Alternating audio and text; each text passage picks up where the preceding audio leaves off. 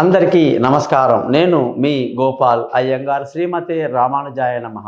ఈరోజు తారీఖు కానీ చూసుకుంటే 1 అక్టోబర్ 2024. ఈనాటి పంచాంగం ఎలా ఉంది, 12 రాసులకు ఫలితాలు ఎలా ఉంటాయి, ఈనాటి విశేషాలు ఏమిటో కూడా తప్పకుండా తెలుసుకుందాం. మరి మీరందరూ కూడా నా యొక్క యూట్యూబ్ ఛానల్ని సబ్స్క్రైబ్ చేస్తారని ఆశిస్తూ, జ్యోతిషపరంగా మీకు ఎటువంటి సందేహాలు ఉన్నా కూడా మీ పేరు, డేటు, టైము, ప్లేసు ఈ నెంబర్కి పంపించండి.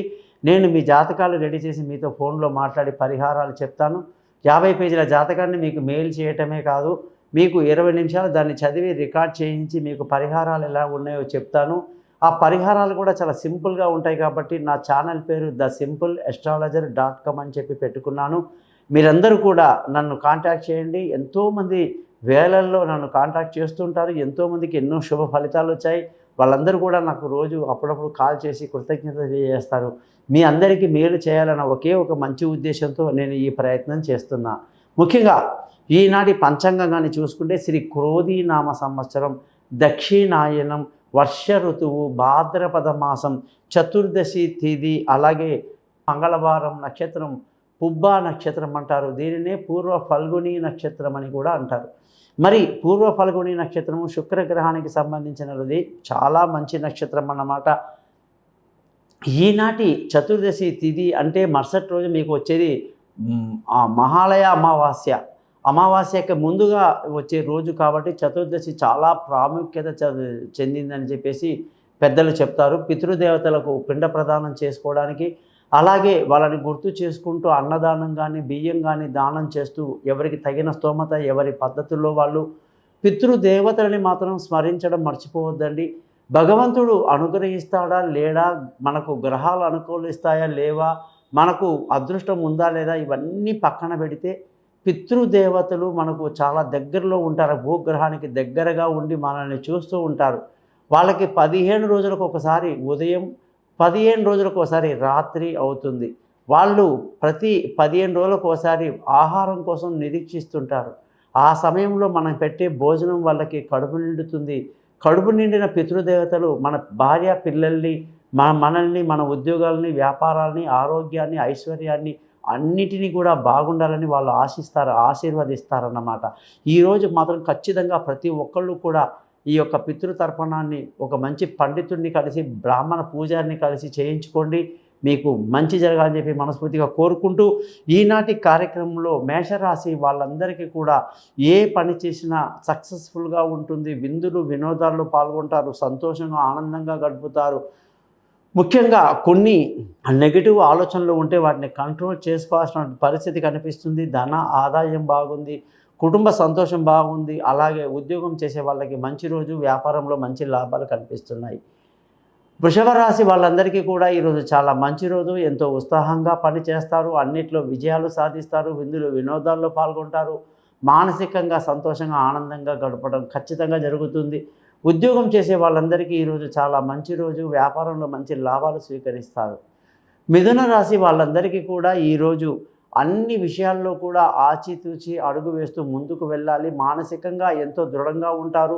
అన్నీ కూడా బాగానే ఉన్నాయి, కానీ కొన్ని పొరపాట్లు జరిగే అవకాశాలు లేకపోలేదని చెప్పేసి చెప్పడం జరిగింది అంతే.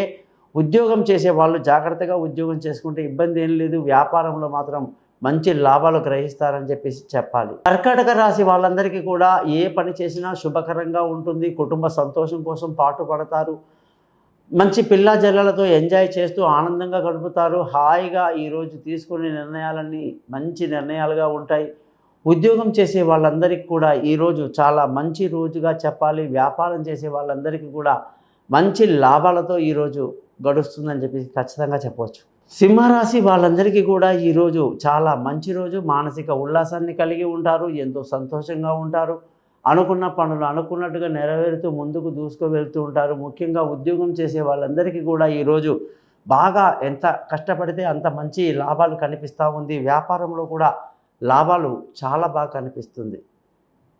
కన్యా రాశి వాళ్ళందరికీ కూడా ఈరోజు ఎంతో మంచి రోజు, సంతోషంగా ఆనందంగా గడుపుతారు.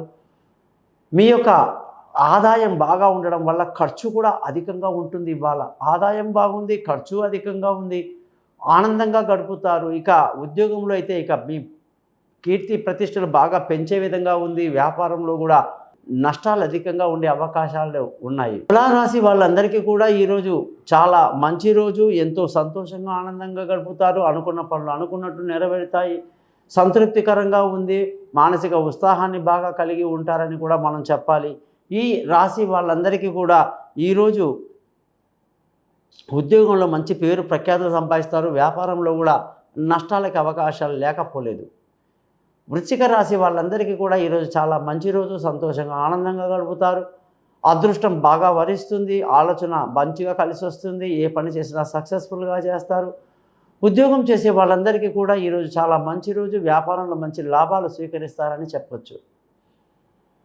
ధనుసు రాశి వాళ్ళందరికీ కూడా ఈరోజు ఎంతో ఆనందకరంగా ఉంటుంది. అనుకున్న పనులు అనుకున్నట్టు నెరవేరుతుంటే ఆశ్చర్యానికి గురి అవుతారు. అన్ని పనులు చాలా సులభంగా పూర్తవుతాయి. కాబట్టి పెండింగ్లో ఉన్న పనులన్నీ కూడా తీసుకొచ్చి చక్కగా చేసుకోండి. మీకు మేలు జరుగుతుంది. ముఖ్యంగా ఉద్యోగం చేసే వాళ్ళందరికీ చాలా మంచి రోజు. వ్యాపారంలో బ్రహ్మాండమైన లాభాలు స్వీకరిస్తారని చెప్పొచ్చు. మకర రాశి వాళ్ళందరికీ కూడా ఈరోజు అన్ని పనుల్లో కూడా కొంత జాప్యంగా జరగడం వల్ల విసుగు చికాకులు ఉండే అవకాశాలు, మానసిక సంఘటన ఇబ్బందులు ఉండే అవకాశాలు లేకపోలేదు. కాబట్టి అది తాత్కాలికమైన విషయంగా గ్రహించి విష్ణు సహస్రనామాన్ని చదువుకోవడం వల్ల అన్నీ సరిపోతుంది. ఉద్యోగంలో మంచి పేరు, వ్యాపారంలో మంచి లాభాలు సంపాదిస్తారు. కుంభరాశి వాళ్ళందరికీ కూడా ఈరోజు చాలా మంచి రోజు. ఉత్సాహంగా ఉల్లాసంగా ఈరోజు ప్రారంభిస్తారు. అనుకున్న పనులు అనుకున్నట్టుగా పూర్తవుతాయి. ఆనందంగా గడుపుతారు. ఆరోగ్యం పట్ల శ్రద్ధ వహించండి. ఉద్యోగం చేసే వాళ్ళకి మంచిది. వ్యాపారంలో మంచి లాభాలు ఉన్నాయి. మీనరాశి వాళ్ళందరికీ కూడా ఈరోజు అన్ని పనుల్లో కూడా జాప్యం జరగడం వల్ల చికాకు ఎక్కువగా ఉంటుంది. చికాకు వల్ల అలసట వల్ల ఆరోగ్యం మీద ప్రభావం, లేనిపోని వాళ్ళతో అనవసరంగా శత్రుత్వాలు కొని తెచ్చుకునే పరిస్థితి కూడా లేకపోలేదు. జాగ్రత్తగా ఉంటే ఎంతో మంచిది. ఉద్యోగంలో ఆచితూచి ఉద్యోగం జాగ్రత్తగా చేసుకోవాలి. వ్యాపారంలో నష్టం రాకుండా చూసుకోవాలి. చూశారు కదా 12 రాశులకి ఎలా ఉందో. మీ జాతకాలు తెలుసుకోవడం కోసం నన్ను కాంటాక్ట్ చేస్తారని ఆశిస్తూ మీ నుంచి సెలవు తీసుకుంటున్నాను. మీ గోపాలయ్య గారు.